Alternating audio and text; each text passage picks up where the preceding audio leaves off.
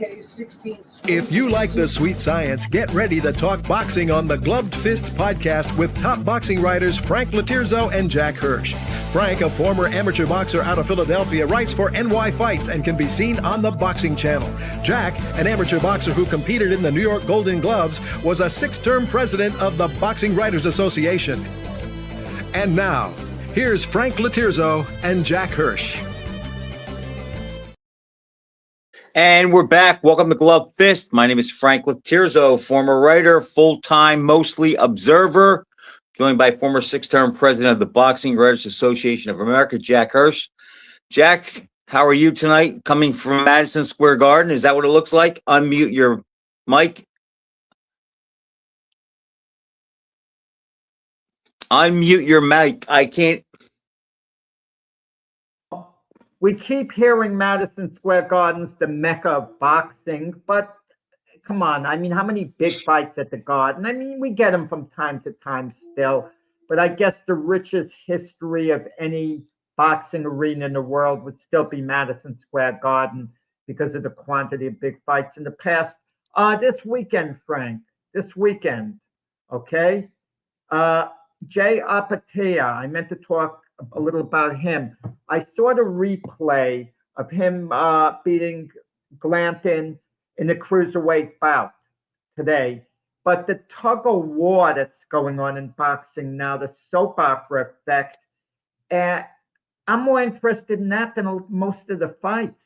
And what's going on now between Dana White, Eddie Hearn, back and forth, the whole power struggles, you kind of wonder where it's all going to wind up. If you had to bet, who would you bet on? I'd bet on Eddie Hearn, believe it or not. Because really? As successful as Dana White has been in boxing, okay? And in UFC, excuse me. For him to win this, he's going to have to lose a fortune of money initially, like offering the ridiculous amount, like he did $15 million for Conor Benn for fight. Ridiculous amount, okay? And in the meantime, Eddie Hearn and Matchroom have a big enough company. They can hit back. You know how they hit back? Sign UFC fighters. What's going to stop Eddie Hearn from Well, he just signed that Tom Aspinall. What's he going to do with him, Jack? Is he going to box now? No, well, it's going to be part of his talent agency. And according to Eddie Hearn, and I believe it, UFC guys are so underpaid that they're calling Hearn up. Did you see today, I saw just before we came on, John Jones, and I'm not a UFC fan, nothing against the UFC. I think the UFC is great. This is just me not being a fan, no particular reason. It's just the way it is.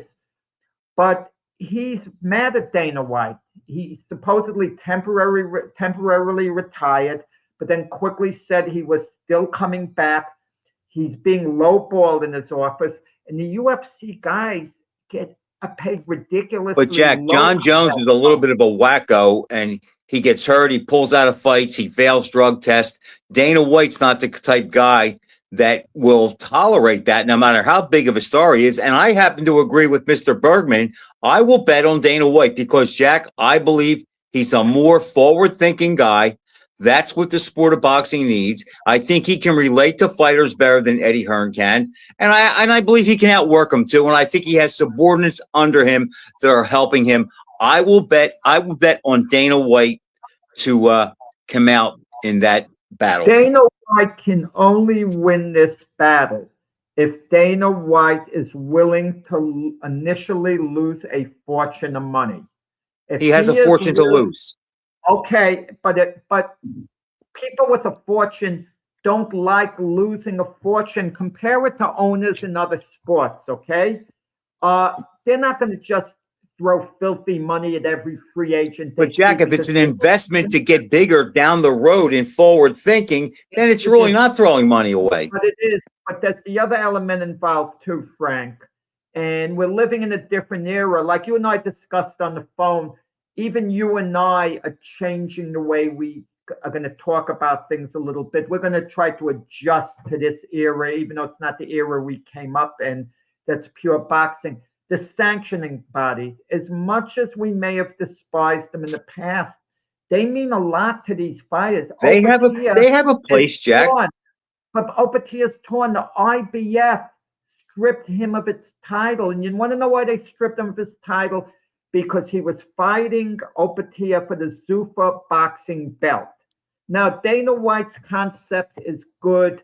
Go back to the traditional 8-weight classes, add in cruiserweight, that's 9. I like that. I like that a lot because these junior classes to me are nonsense. But the sanctioning bodies want to feed. Dana White's looking to get rid of them. So the sanctioning bodies count, okay, you want to get rid of us.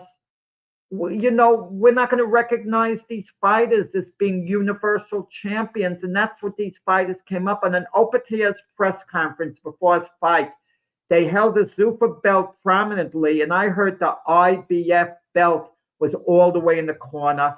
And Daryl Peoples, the president of the IBF, he felt the IBF was so disrespected. The supervisor who was on duty at the IBF, he called them to come back home, to leave. We're withdrawing recognition. If that's how you're going to treat the IBF belt, you don't care about it. And then Opatia was later saying, I worked so hard for this belt, I kind of want it. And some of these, and we've run into problems this way with Terrence Crawford, Shakur Stevenson. They don't want to pay the sanctioning fee, yet they want the belt. Now, what's right, what's wrong? You Crawford didn't do that, Jack, until he retired, though, or was close to retiring and was established as like the guy in the sport. Okay. So he doesn't really need a belt. I don't know how much fans care about the belts. I think all of them mean something if you have all of them, but they're all so fractured today. I could see Dana White overcoming this and at least not getting rid of the sanctioning bodies, but maybe changing the way they think a little bit too. Yeah, he could to that extent. Because they've never had competition before, Jack. They've never had that before. He's underpaying UFC guys by so much compared to boxers. Don't you think the UFC guys are going to revolt?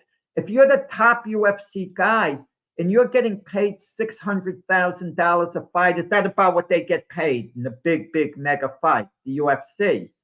And you see him paying boxers $10 million a fight, you're going to wake up and you're going to say, I got my pride. I am not going to fight for that.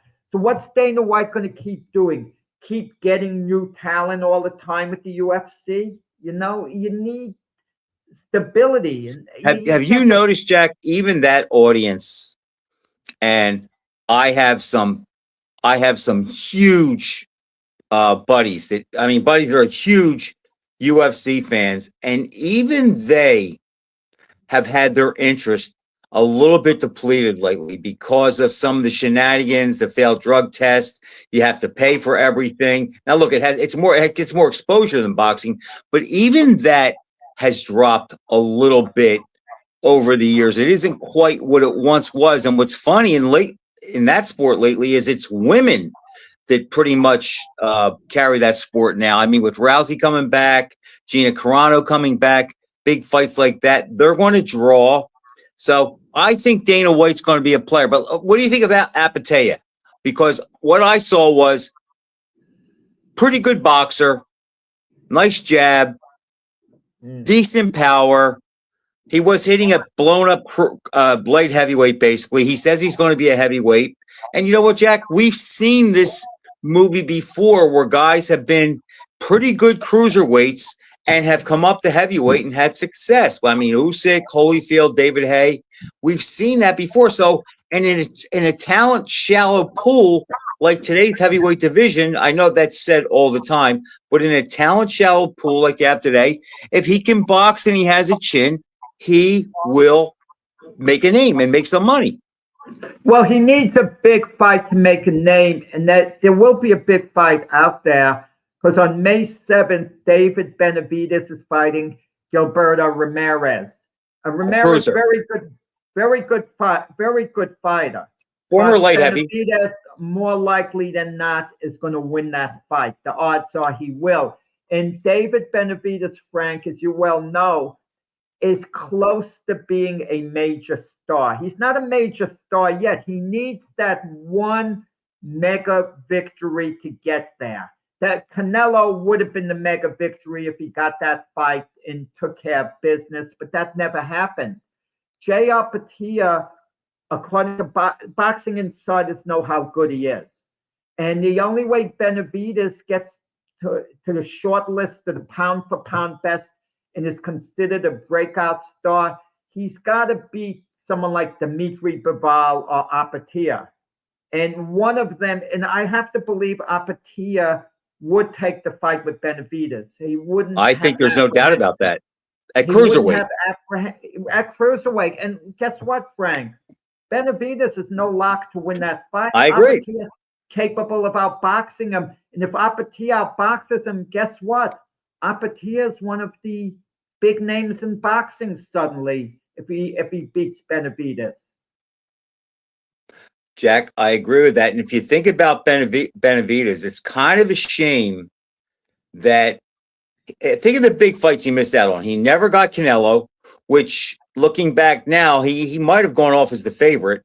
He never, and to date, he has not had a shot at Bivol or Beterbiev. And I would definitely pick him to beat Beterbiev. I don't know if he would beat Bivol today, but maybe at 175. That's a tough fight. But the point is, he's never had that mega fight yet. And he's a burgeoning personality because he throws punches, he hits hard, he talks a pretty good game, he comes to fight, he's aggressive, he's got fast. I mean, everything is there. He just needs that opponent to take him to the next level. Excuse me. Well, that's with any exceptional fighter. You need the breakout fight. Even though everyone knows who you are, to put you on the map. Now you're a force. Now you're on the short list of the best fighters pound for pound in the world. Are definitely top 10. Shakur Stevenson needed it with Teofimo Lopez. He understood that. I mean, beating Teofimo the way he did now makes Stevenson a star, in the sport. You talk about the best fighters in boxing altogether. Shakur Stevenson's, name comes up now as a result of that, even though we knew how good he was before the Lopez fight. And Opatia needs the same thing. And Benavidez, incredibly. But Benavidez has been on the cusp, Jack. That's my point. He's been on the cusp and hasn't gotten it. Epatia is going to get it because the heavyweights will fight him. Frank, the big names will fight him. A guy can be on the cusp a long time. He needs to get over the top as a star. Canelo's never going to fight Benavidez. There was a time where it would have been viable to make the match, but now the weight differences and everything, that ship has sailed. Oh, Benavidez is clearly the bigger guy. Yeah. But Benavidez has two potential opponents out there. Bivol and Opatia. How come you don't mention Beterbiev? Beterbiev, 40 years old, coming off the loss to Bivol, even though it was a close decision.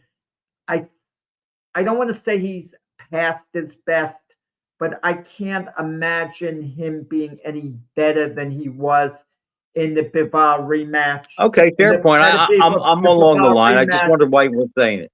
Right, he's not going to beat Opatia. Maybe he'll be very competitive, lose 116, 112, maybe 115, 113, but he's not beating Opatia. The Beterbiev of a few years ago struck fear in everyone. And even now, and listen, Beterbiev would fight Benavidez if they made the fight now. But Benavidez doesn't need Beterbiev. Strangely enough, and this is a contradiction to what I just said, Benavidez might be a little better avoiding Beterbiev, who's a big puncher, who's going to meet him head on, who could actually hurt him, as opposed to Bivol and Opatia, who are really not likely to hurt, Benavidez. They might outbox him, but they're not likely to hurt him. Okay, I can see that, although I do think that Beterbiev would be at the same peril fighting Benavidez, who gets off much quicker than him. And we have seen Beterbiev down twice, and he's been hurt, but he's 40, he's a little past it, so I could see why. But if they offered him enough money, I think he would go for that. But yeah, the fight, as Joe says, he thinks Benavidez and Bivol will definitely happen. If that fight was signed today, I'd favor Bivol, but I wouldn't bet on him. Why can't someone put on an extravaganza like this?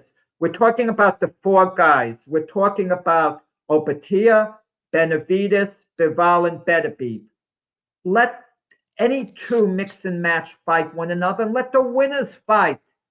Put them on the same show, those two fights. Then the The only winners reason why I think fight that, and the losers fight. You rank them 1, 2, 3, 4. You do gold, silver, bronze, and someone who doesn't medal at all. Jack, the only reason why I think that doesn't happen is because they could get two main events out of that instead of just one. So because you have two main events basically, and they could make two main events out of that. So I think they would go with that.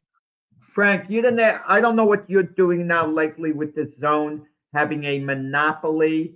It seems on boxing. You can pay and get it. I'm holding out for the time being. It would cost me something with tax close to $600 a year, and you supposedly get their pay-per-view events. There are very few high-profile pay-per-view events. I can't think of any on the horizon. We might not get any this year. As far as that goes, I've been catching replays. I get to sleep at a decent hour. I'm not up way, way late. And I watch it the next day or the day after and get the result like I did with our Apatia's fight. That was yesterday. I watched it this afternoon. I watched the replay. And sometimes, Frank, I'm going to be honest about it. You hear that it's a real boring fight and the rounds are repetitious. You know what happens. I didn't watch the whole fight because I knew what happened. So I watched a few rounds. And it was the same thing over and over and over. Outside of the highlights were low blows landed, believe it or not. Opatia just handed out a boxing lesson. But Jack, you talk about the Zone, but like it's coming to the point now where we're going to have to get that to see anything anymore because they're basically what HBO used to be. Speaking of which, I told you last week about the HBO channel on Comcast where they play it's boxing all day. Still on 2000 to 2018. And Jack, they're showing Adrian Broner. They're showing everybody on that. I told you last week they did Crawford, Pacquiao, and Mayweather. This week they did Andre Ward, Kovalev, and those fights. So it's just a shame. Frank, you could get selected fights on YouTube. That's the thing about it, too. I sometimes get in the mood. I don't know why, and I want a particular fight. Like the other day, I don't know why I was in the mood to see Rocky Marciano against Ezra Charles in the first fight. And you're right, watching the pressure that Marciano was putting on at the end of the fight, the relentless pressure. I watched a replay. Was all 15 rounds of that fight available, Jack? Not all 15, no. I didn't think so. I've never seen all 15. No. And I was watching a little of the Jimmy Ellis Floyd Patterson fight, again. That's complete. Dempsey Tunney, to see the first fight, actually. Everyone knows about the long count, the second fight, just to kind of get a feel, how it happened. I got to tell you another funny story here. Price Taylor's manager, Keith Sullivan's a friend of mine, okay? And I told you I had a grandson born to me 50 years to the day of the Ali Frazier fight of the century. That's phenomenal. He had a daughter born 55 years to the day exactly. Real? So March 8th? Talk about karma. Yeah, March 8th, magic date. But you know what it is, Frank? And that's my dad's birthday. Yeah, March 8th. March 8th, yep. No kidding. Yeah. Magic yep, he would have been 87 yesterday. Yeah. Big boxing fan. Yeah, your dad, from what you told me. Big Joe fan. Yeah. Well, who wasn't a Joe Frazier fan? Who was a better singer, Ali or Frazier? Frazier, and Frazier's also a better singer than Larry Holmes. So, yeah, okay. Yeah, Joe had some criticism for singing. He had that beer commercial where he sang and no one clapped, and then he gave him a That was a dirty light beer glass, commercial, yes. and everyone Light used beer to, really knocks me out. Do you remember the night before he fought Ellis? He went on the Ed Sullivan Show and Oh sang yeah, Proud I saw Mary. that.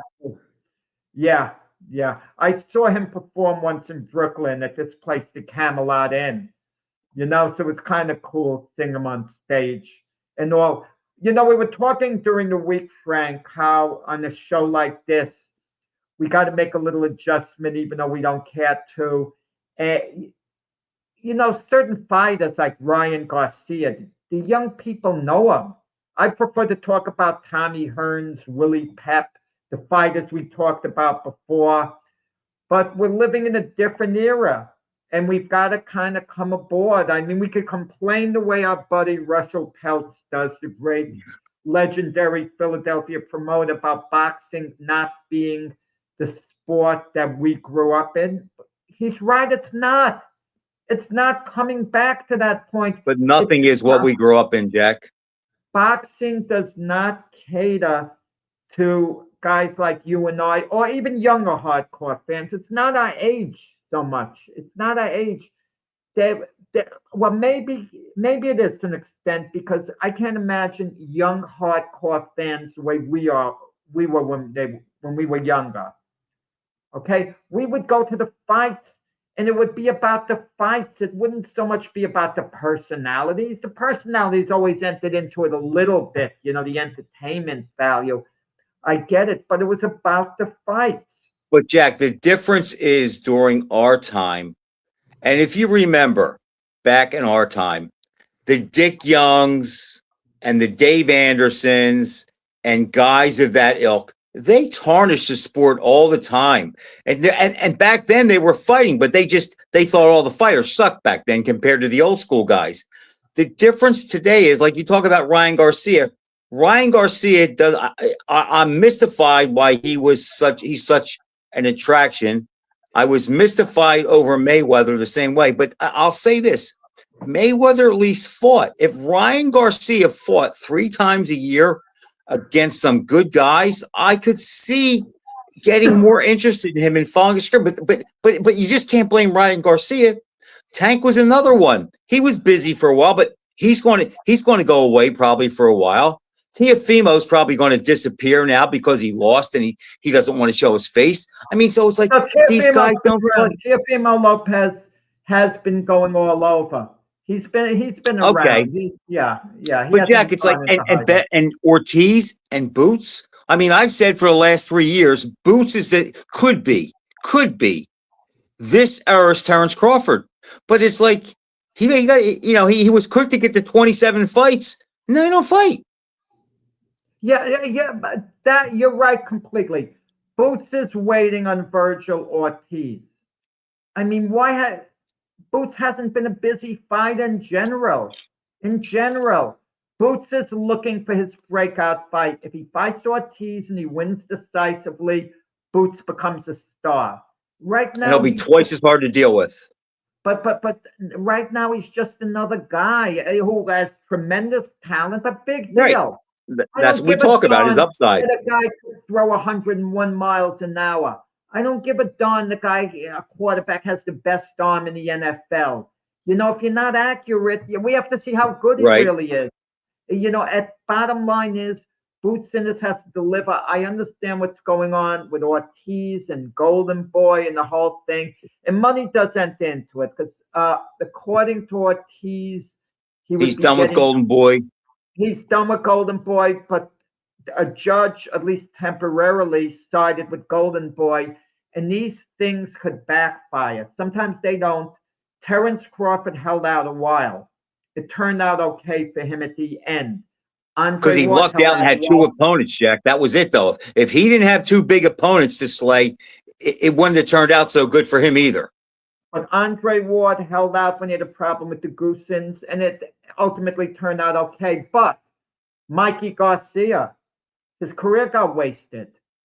That backfired. Well, Jack, if you think about it, and I was a huge Mikey Garcia. In fact, like in 2017, 2018, I thought Garcia and Crawford were possibly the 2 most complete fighters in boxing. But Mikey messed up, Jack, because he should have fought Lomachenko when they each had 2 belts at lightweight.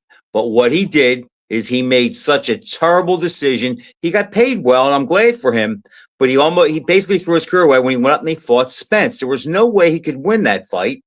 And it's like, it was just a dumb move. And Jack, think about this. Think about this. You talk about when we were talking the other day. I saw, and I haven't seen it confirmed, but I'm not going to say it's out of the realm, that Manny Pacquiao is guaranteed $150 million to fight Floyd Mayweather. So if Manny's getting 150, Mayweather has to be at least getting 200. Now, don't these guys realize that 2 guys, a 47-year-old and a 49-year-old, can fight and draw that much interest? So there is a market there. There's a hunger there, but you have to fight for it, Jack, because it's not like when we were watching it, because there are so many more options that people have. ESPN changed it because it gave you access to all the other sports. Where back in our day, Jack, what were the big sports? Baseball. Even the NFL really didn't become big time superstar until like maybe the late 70s, early 80s. So you had baseball. I mean, the NBA was kind of an afterthought until Magic and Bird came along. So it's like, but today that's not the case. There's so much more exposure. Oh, yeah. It's amazing because in the 1970s, for example, baseball was very popular with the Yankees and Mets. The Giants and Jets were popular in New York. The Rangers were popular in New York. The Islanders, yet a Jerry Quarry fight would make it onto the back page. Even the New York Golden Gloves would make it onto the back page of the New York Daily News. And this day and age, it's incredible the thought if newspapers were out, but newspapers really aren't a thing anymore. And and the internet changed that too, along with ESPN. You're missing something. You're missing something that you don't want to let go of. And I understand, because I don't want to let go of it either. You want fighters to earn their keep based on merit. You're not against them getting the money. If it's fighters who do things based on merit. If Canelo, before losing to Crawford, had stepped up and fought Benavidez, and they were getting the outrageous sum of money, you would have said, wow, but good luck to them, you would have said. But Jack, at least I said this about Canelo back from like 2012, 2013 up until this last year when he fought Crawford. He guaranteed you 2 decent fights a year. Is that a lot? No, but it's more than anybody else. He stopped at the Edgar Berlanga. He was wasting my time. And that was Canelo's red flag, why I dismissed his chances against Crawford. And I gave him a chance, don't get me wrong, but I picked Crawford. But Jack, he carried the sport for a while. He did give us meaningful fights, and then he made himself a star. So when he fought guys like Berlanga, people would tune in. I wonder now how much mojo with the public that Canelo has left. He can't right now have an Edgar Berlanga type fight. He's got to fight by his second fight. He has to fight someone who has a serious chance of beating him. He'll be allowed 1 comeback fight. Oh, Canelo's back in the ring to pick his opponent. After that, he's got to take the best possible fights. I don't know what they have planned for Canelo, but he's not going to keep picking his spots. He's going to have to take a risk with someone. Jack, you say that, okay? But does he really? He's still Canelo. He has an excuse right now to pick a soft touch coming back because he lost somewhat conclusively. He lost conclusively in his last fight. So he's not going to fight a killer. So he's going to want to get his feet wet again. So there he has that fight. And then once he comes back and he looks halfway decent, people will be interested to see him fight somebody decent again. Yeah, I'm going to tell you now, way in advance, Frank, if his next opponent is Christian Mabelli, okay? He loses. I think Mabelli upsets Canelo. I'm going to tell you that way in advance right now. But I don't think that's a reach. But you get the feeling with Canelo, like you say about Mayweather, he's smart. he's not going to get fooled into taking someone who he thinks could really beat him. He'll find the right type guy. You have the feeling, but I And Merrill also Reese think, just jumped in and agrees with you too. yeah, but also look what happened to Julio Cesar Chavez.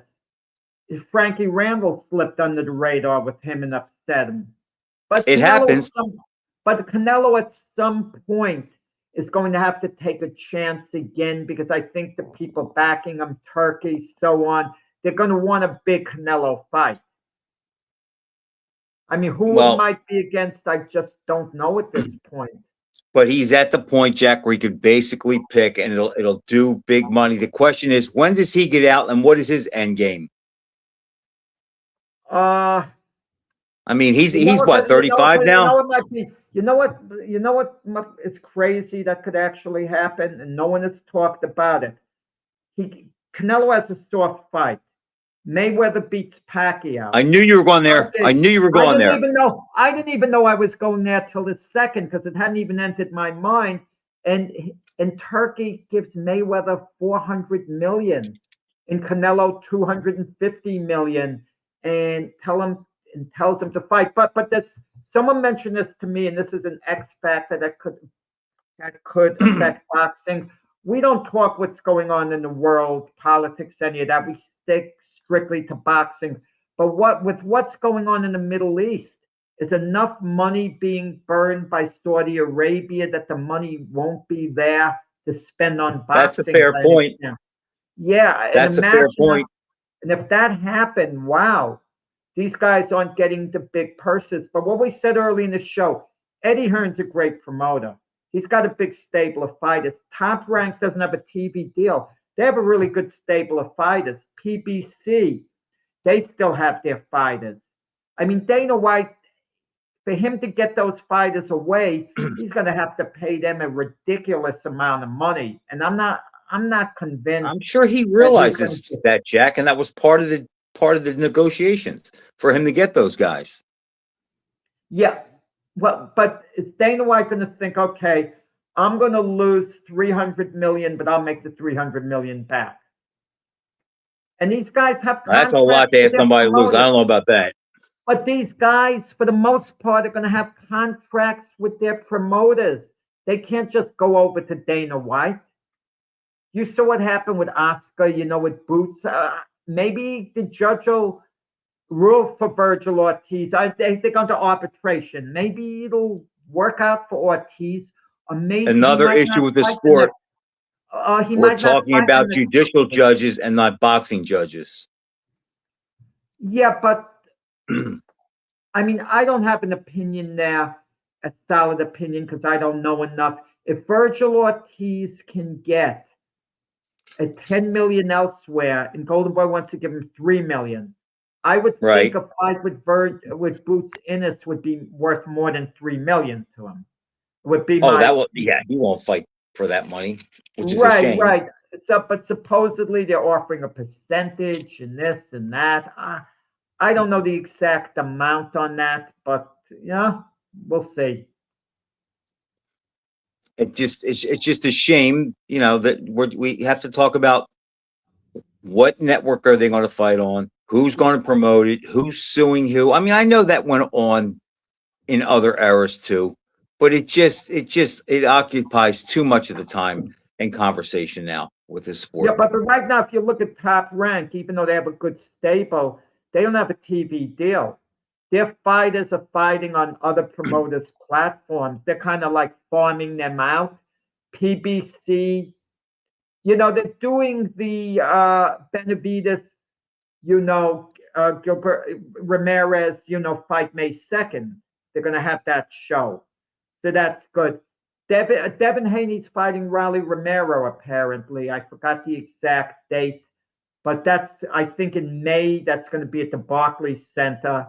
One of the things that I've been a little too critical of with a guy like Ryan Garcia, he loses to Raleigh Romero.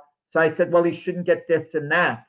Maybe we shouldn't be as critical. If a guy loses a fight, as long as he's willing to keep fighting, okay, you know, he could slip up once in a while. I rather Jack, if you're a guys. name, the rules don't apply. If you're a name, Sugar Ray Leonard didn't fight for 3 years, and he got a shot at Marvin Hagler, who was the undisputed middleweight champ. Well, it's Why? entertainment, but Frank, that's the point I was trying to make here from my end, and I also tried to make the point to myself as well. It's an entertainment business. I mean, we look at things, guys should get this or that on merit. The only thing I'm going to argue about merit going forward is if it's a legitimate world titles on the line, like the kickboxer against Usyk has had one fight. He shouldn't be allowed to fight for the legitimate world heavyweight championship. I agree with that. Yeah. As much as Usyk deserves a soft touch, that's just ridiculous. Yeah, I mean, like, let's say when Nagano fought Fury, there was no title on the line. Quick question to you now. What was the biggest fight in boxing history you think that no world championship is on the line? Well, I have to think about that, Jack. That's an interesting one. I mean, one comes to mind that I would Which have one? to say. You know, the rematch Ali Frazier. Their second fight. Because that was big. People, not as big as the fight of the century, but it was tremendously big and there was tremendous anticipation. You know, you want to hear a funny story, Frank? You know about myself, and you did as well. You were at Madison Square Garden as I was for the first Ali Frazier fight. The second fight, I didn't get to see live because I decided I wasn't going to go to Madison Square Garden. I was going to watch it in the movie theater. And I remembered for the first fight, Which is what I did. People telling me they got their tickets the night of the fight. I didn't think to get tickets beforehand. I went movie theater to movie theater to be told it's sold out, sold out, sold out. And I wound up listening to round by round account on the radio, like at the end of each round on WINS radio, to get the result that way. Had I been a little more sophisticated, Frank, I would have slipped the guy something at the door just to get in. Okay. Well, Jack, if you would have hung with me, here's what you would have done. Myself and a couple of buddies, because my father took me to the first fight, but he had no interest in the second fight because he was certain that Ali was going to win, and he didn't have, and we lucked out to get the tickets for the first fight. So the fact that he was certain Ali was going to win, he had no interest in it, and he didn't even have interest in it going to the closed circuit. I went with my buddies that night, and it was at Cherry Hill Arena, and the picture was really bad, Jack. The picture, I mean, you could see it, but it was black and white, and unfortunately they both had on white trunks and what have you, and you could see the fight, but it wasn't a great picture. You could tell the difference between Ali and Frazier regardless. You're right, but I'm just saying the picture it was a little bit fuzzy. So coming home, you know, we're mad about, you know, we saw the fight, but you know, the picture wasn't good. Well, that morning I was getting dressed for school, and KYW radio, which is like it's 1060, it's like the equivalent of 1010 wins in New York. They announced that if you had your ticket stub from the fight last night at closed circuit, they will refund your money. What do you think we did? We went back to the arena and toured the parking lot and picked up stubs, Jack, and sent them in. And I think I got $160 back. And one of my buddies got, he lived there for hours. I think he got like $300 back and sent in all these tickets. But they announced it, and we cut school to go there to go get the stubs. Oh, that's a great story. You know, you posted something that got me thinking. Once in a while, you and I come across a topic that no one ever mentions. Like I had mentioned it once to you, who was the coolest fighters of all time when we talked about Smoke and Joe. You posted something that got my attention about Tex Cobb being a bouncer. Okay? Now, of Doc Watson's pub, right. Now, of all the fighters we can think of, who would have been the best bouncers, you know, working the door, knowing their personality, knowing their temperament, knowing how they can talk to someone, because a good bouncer talks to the person first. He tries he doesn't want to fight with them. Right. He tries to reason with him, get him to, listen and turn around, leave, whatever. Okay, You so you don't, don't want anybody that's a hothead. So you want right, as a somebody that's bouncer. pretty, well thought. Now, was I mean, Ted believe it or Boyle a not, good Cobb was that bouncer? guy. Cobb had a level head as a bouncer. Oh, Jack Cobb had a level head overall. He was very easygoing. I was with him a couple times when What? he could have got in a street fight with a guy, and he basically just kind of quelled it down. One night we were at a place called the Silver Saddle Saloon, and that's when, remember when the Travolta movie came out? What was the name of that movie where he was a cowboy? That? Oh, I don't remember that one. Where everybody was riding the bull at that, in the clubs. Anyhow, Cobb and I go to this place. It's in the summer. It's in July. I think he just got back from fighting Michael Dokes. So he comes outside. Or he goes, let's go outside and get some air. So we go outside, and there's this red 450 SL Mercedes convertible right under the canopy, under the lights. It looked like it was just detailed. Well, he's leaning on it. He doesn't give a damn about cars. Jack, he's leaning on against it, and we're talking, and the bouncer comes out, and he goes, "Hey, get the blank off that car. That's my boss's car, and he pays me to look after it. You're going to scratch it with those jeans on." Cobb does this. He steps back. He looks at the car. He goes, "Yeah, I guess you're right." He goes, "It is a nice car if you like cars." And he just nonchalantly walked away. We went back inside. Okay, well, yeah, okay, but I'm thinking of Cobb when he was a bouncer himself, not responding to a But bouncer. no, I'm just talking about his temperament, Jack, because I wanted to hit the guy, and Randall wasn't even mad. When he bounced at Doc Watson's, I don't think he had any fights at all because nobody would mess with him. He'd sit there in the doorway and he'd practice round kicks while the place was open. After his fight with Ken Norton, when Norton won, I think, a split decision. Split decision, According right? to Norton in his book, Cobb was furious and he wanted to fight afterwards, and Norton kind of locked himself in his hotel room and said he was scared out of his wits. It's one That's thing a true story. he could outpoint Cobb in the ring, but he doesn't want to carry him. What happens if Cobb did catch up to Norton in the lobby? Would he have started attacking him? You know what? I don't think so. I don't know. I don't think so. I think he would have cooled off by then. But in a street fight, Norton would have lost. Yeah, you would figure. But I never saw Cobb mad that much, Jack. Never saw him really lose his temper. No, no. I saw him. One fight in Philadelphia. It was a no-name fighter. I mean, I don't remember his name. It wasn't a big fight. It was televised. The fighter kept running away from Cobb. All Cobb did was move forward, but he was unstoppable. And the fighter was stopped in the second round. He fell from exhaustion. Was just exhausted. But was the fight at the Spectrum? I don't think it was in the Spectrum. It was maybe the United States tournament, but not in a big fight, an undercard fight. Getting to more modern here, you look at the heavyweights. And we have Moses Atamo fighting Jermaine Franklin. Now, Moses Atamo's with Frank Warren. We talk about Eddie Hearn. We tend to forget about Frank Warren. He's got the heavyweights. He's got Fabio Wardley fighting Daniel Dubois. They're both his fighters. Tyson Fury's his fighter. Atamo's his fighter. He's kind of has a little bit of like the Don King of this era.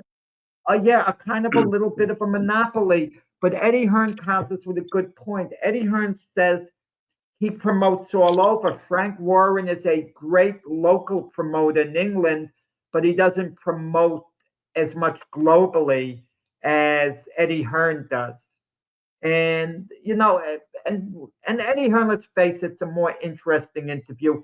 Eddie Hearn, I think, for the most part, is honest when he's interviewed. I think he tries to be honest for the most part. But sometimes, there's obvious manipulation. Dana White had challenged Hearn to a fight. and a boxing match, and Hearn said he How old is accepts. Eddie Hearn, Jack? Oh man, Is he I would 60? say no, no, no, no, No, I no. didn't think so. I would say Eddie Hearn, late 40s, if I had to guess. And And how you old is could look White? that up. White's older than that, I think. Yeah, White, I would guess what would be about early 60s, 61, 62. I'm just guessing, I think so. Frank. I'm just guessing here. But it was funny. De La Hoya years ago challenged Eddie He's Hearn going to to a fight Dana fight. White. No. De La Hoya challenged Eddie Hearn to a fight like a couple of years ago when they weren't getting along. And De La Hoya said, "Give me a couple of months to train, and I can't wait to tear Eddie Hearn apart." And Hearn said he was so flattered that the great Oscar De La Hoya would ask for a couple of months to train against them, because Hearn said he should be able to demolish me without any training. Eddie Hearn's 46. Yeah, good. Thank you for that Okay. information that we just got there. Yeah, but that would have been my guess. Yeah. And Dana White is Dana White's a 56. little Thanks, younger. Joe. Dana White, yeah. I mean, I thought White was crowding 60. But Jack, here's what we should hope for. You want to talk about a modern guy? We should hope that Moses Itama turns out to be the real deal, because he could stimulate the heavyweight division. I know he's only had 12 or 13 fights. He only had really one name opponent in Dillian White, but I think Moses Itama has a chance to be the real deal. And if you get a guy who's a heavyweight, who has fast hands, power, lets them go, and is aggressive, Jack, who does that sound like? Sounds like a young Tyson. Okay. No, but it's what era you come up in. I agree with you. Moses Itama could be unbeaten, win the title, be unbeaten for decades. I get that. Be the dominant fighter. But you know what that's going to make him? The next Vladimir Klitschko. And I'm going to tell you why.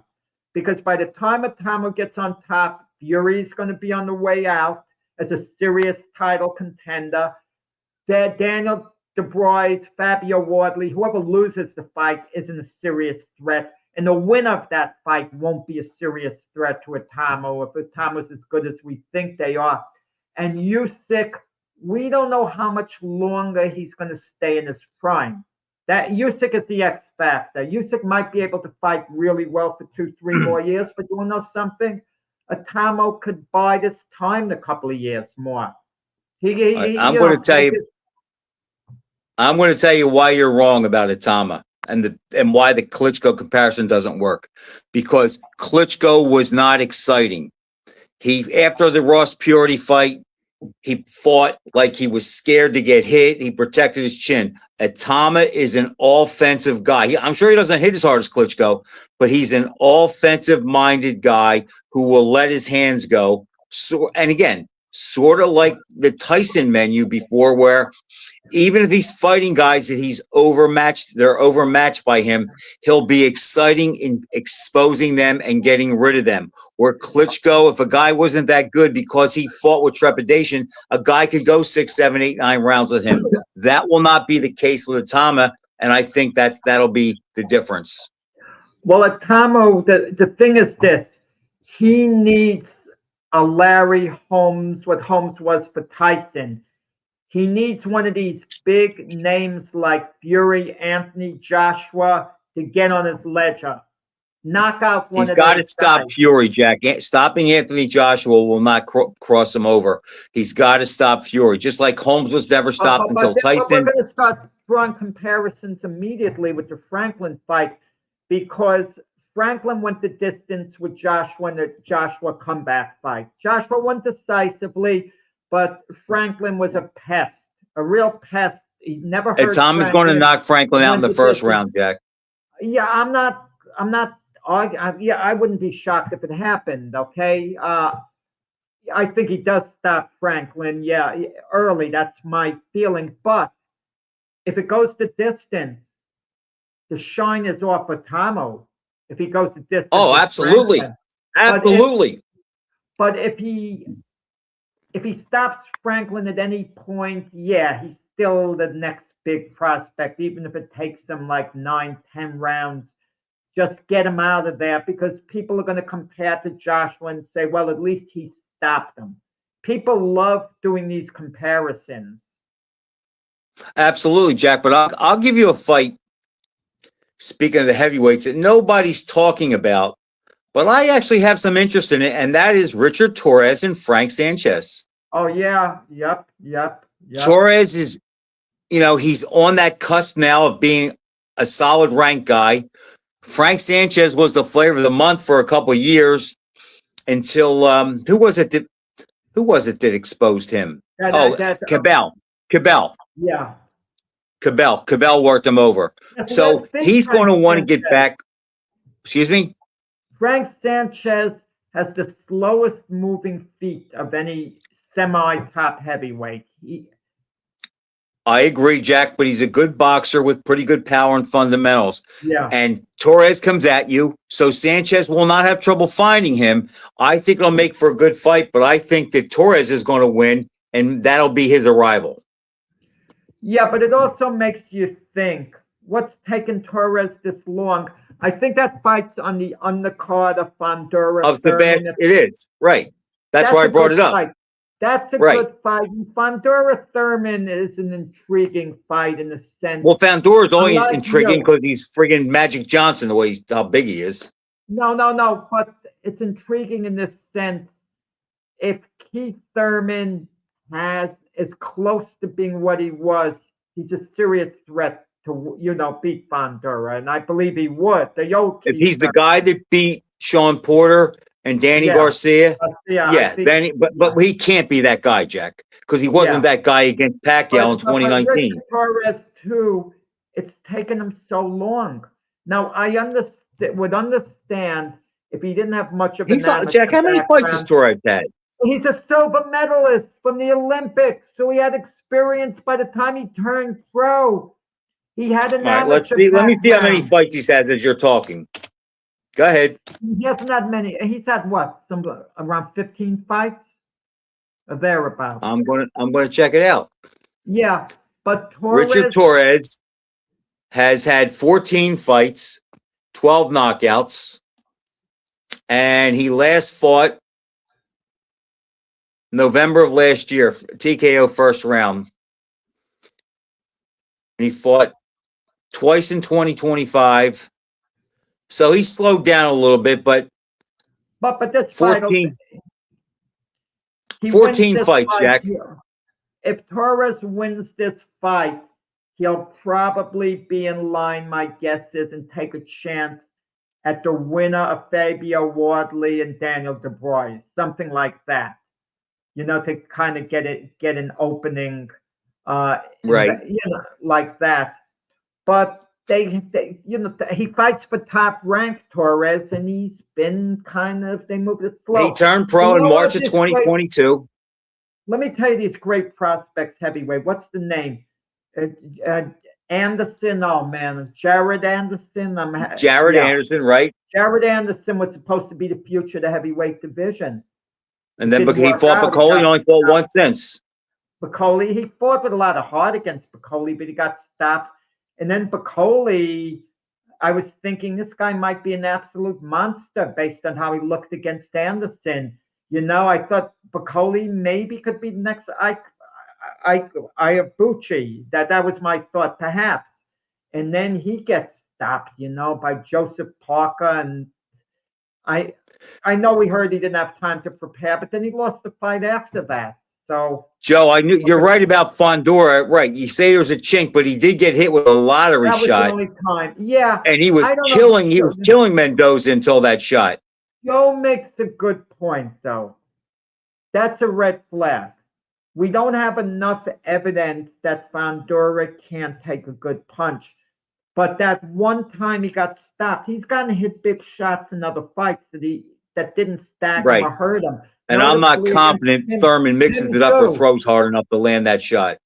Tim Tszyu in 2 fights landed his share punches on Fundora's chin. It didn't move Fundora, really. Yep.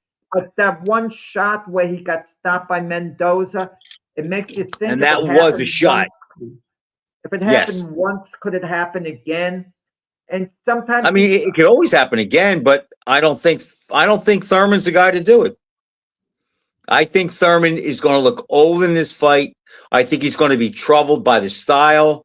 Fundora has a pretty good jab. He throws nice uppercuts. I think he's going to beat Keith Thurman up, well, and that's not going to bother me. Thurman is a businessman. He's smart. He knows he's getting a good payday. He knows if he wins the fight, how he could manipulate his next fight into making good money. I think that's the way Thurman's thinking. I think Fundora is fighting more for the glory than it's Thurman. I don't think Thurman's fighting for the glory.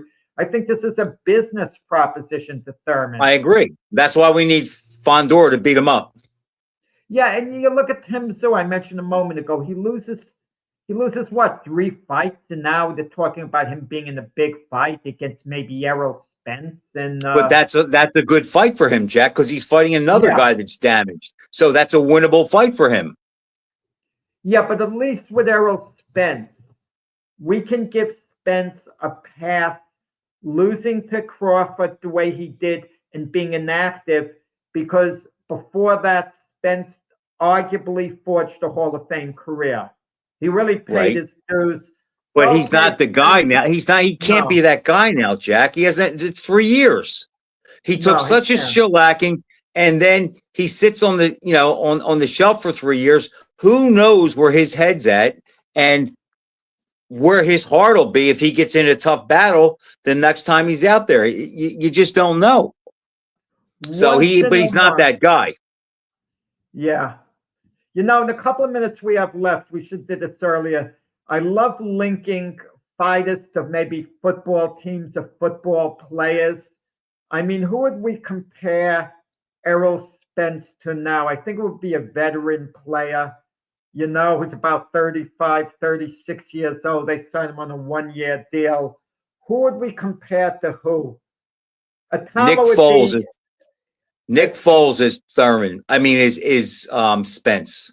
Okay, so Tama would be your number 1 overall choice in the draft. If we were drafting non-champions, this is great. Everyone who's a non-world champion, and we have a draft, Tama would be the first overall draft choice. You'd say that. Like heavyweight, yes.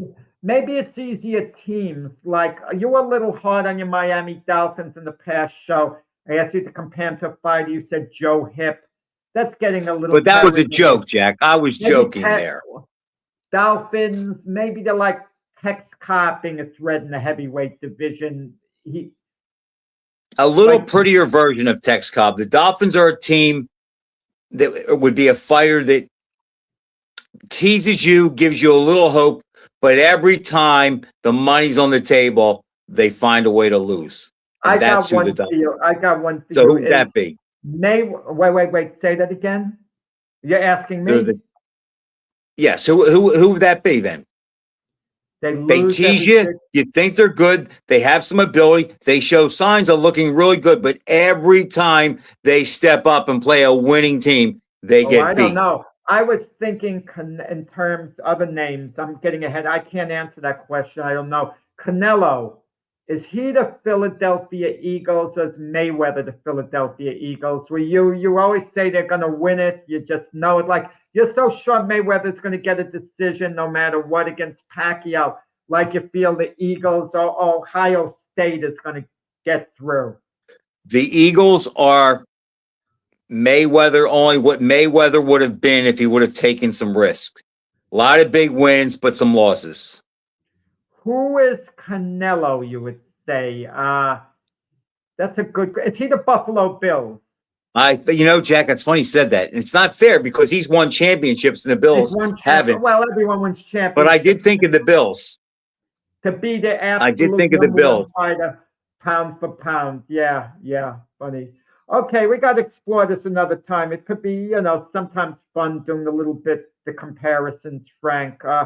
We're probably going to have more guests when we go forward. We had some, we got away from it. we're going to be coming on with certain other guests in the future. Okay, had a real nice time talking boxing, 2 old-time boxing All right. guys. Thanks for watching, everybody. We'll see you next week.